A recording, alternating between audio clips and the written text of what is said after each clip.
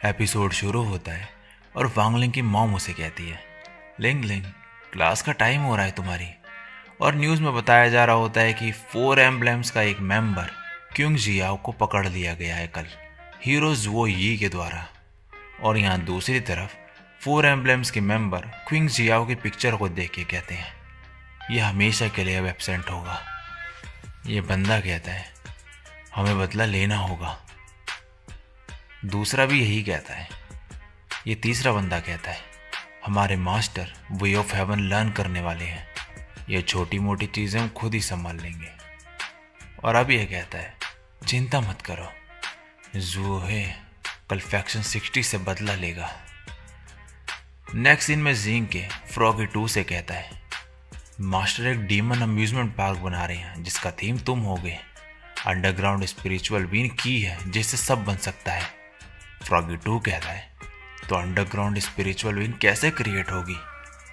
तभी वांग लिंग कुछ दिखाता है और जिंके कहता है, मास्टर ने क्रिस्पी नूडल्स के 2 पैक का यूज करा मटेरियल एक्सचेंज करने के लिए वे ऑफ हेवन से। उन्होंने ये तुम्हारे लिए बनाया फ्रॉगी 2। फ्रॉगी 2 कहता है, लेकिन ये हाथों से कैसे बन सकता है।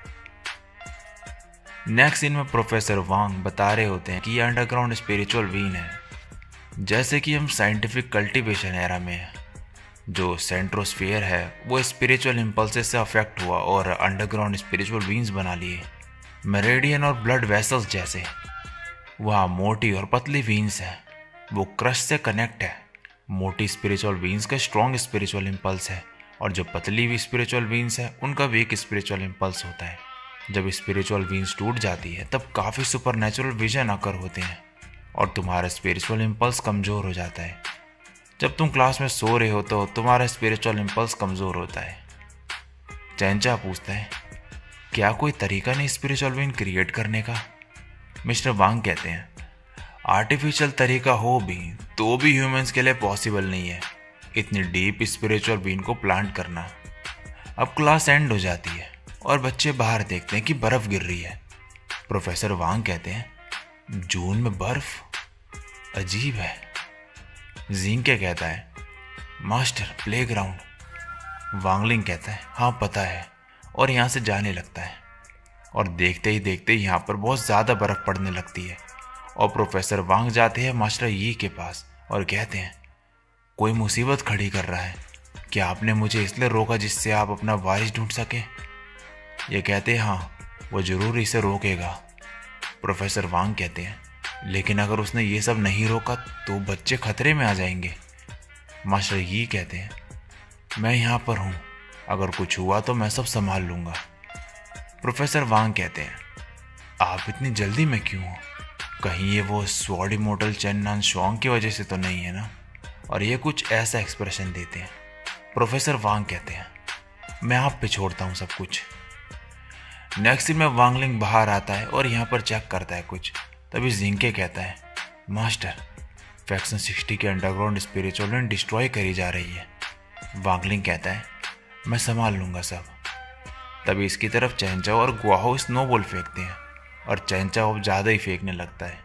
वांगलिंग सबको डॉज कर रहा होता है कि तभी जिंके कहता है, मास्टर कोई आप पर नज़र रखे हुए है, अगर आप सब डॉज कर दोगे तो शक हो सकता है उसे।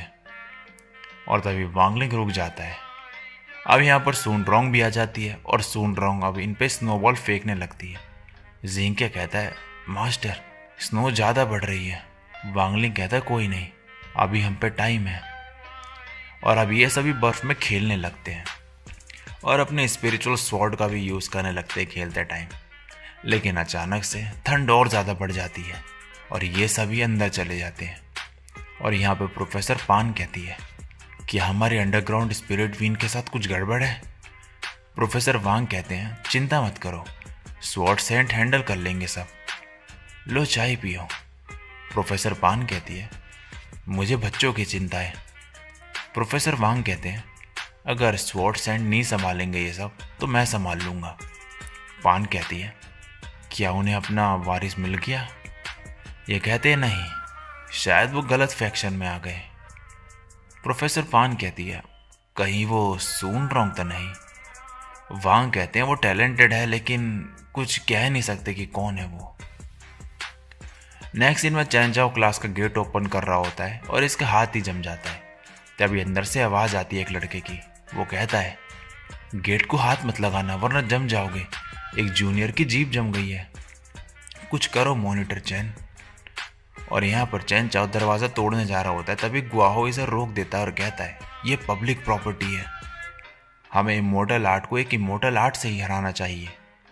सोनरोंग कहती है, मॉनिटर चैन क्या तुम आर्ट ऑफ फायरबॉल यूज़ कर सकते हो? ये कहता है, क्यों नहीं। और लंबी चौड़ी सी स्पीच बोलने के बाद ये फायर निकालता है, लेकिन इसके बावजूद भी थोड़ी सी आग निकलती है बस। और सोनरोंग कहती है, मॉनिटर चैन शायद तुमने सही से आर्ट नहीं पढ़ी। गुआहो कहता है, लगता है प्रिपरेशन टाइम और आर्ट पावर का कोई लेना देना नहीं है। और चैन चाओ रोते हुए यहाँ से भाग जाता है। अब गुआहो ट्राई करता है, लेकिन इसकी फायर भी नहीं निकलती। ये देख के चैन चाओ हंसने लगता है। और अब सोनरोंग और लिन भी ट्राई करती हैं। सोनरोंग कहती है, गाइस क्या तुम्हें ये नहीं लग रहा कि हमारे आसपास की स्पिरिचुअल इम्पल्स पतली हो चुकी है? लिन कहती है, इसीलिए हमारी पावर कमज़ोर हो गई। सोनरोंग कहती है, इस बर्फ़ के तूफान की वजह से अंडरग्राउंड स्पिरिचुअल विंड कमज़ोर हो गई है। गुआहो कहता है, लेकिन हम उसे रिपेयर कैसे करें? तभी लिन ठंड से कांपने लगती है। चैन चाओ इसे अपने जैकेट दे देता है। सोनरोंग मन में बोलती है, ये बटरफ्लाई रेस की है, इसीलिए इसे ठंड ज़्यादा लग रही है। वांगलिंग कुछ करो। दूसरी तरफ दिखाया जाता है इस 4 एम्बलम्स के मेंबर को, जिसकी वजह से ये सब हो रहा होता है। और यहाँ पर ये सभी भाग रहे होते हैं। और जिंग के सोनरोंग से कहता है, थोड़ी देर और रुक जाओ, बस मास्टर तैयारी कर रहे हैं। और यहाँ पर यह बंदा कह रहा होता है, मैं इस फैक्शन को तबाह कर दूंगा। तभी तूफान में से वांगलिंग आता है और ये कहता है, एक बच्चा, लेकिन ये तो सिर्फ फाउंडेशन फेस का है, ये जमा क्यों नहीं? और वांगलिंग इसकी स्वॉर्ड बाहर निकाल देता है। ये गुस्से में वांगलिंग पे हमला करने लगता है, लेकिन वांगलिंग इसे खड़े खड़े यहाँ से उठा के बाहर फेंक देता है। और फिर जिंगे की मदद से स्पिरिचुअल फोर्स फिर से वापस ले आता है अंडरग्राउंड स्पिरिचुअल बीन्स में। और यहाँ पर जो लिन होती है वो भी उड़ जाती है। और स्कूल भी जो है वो पहले जैसे ही हो जाता है वापस।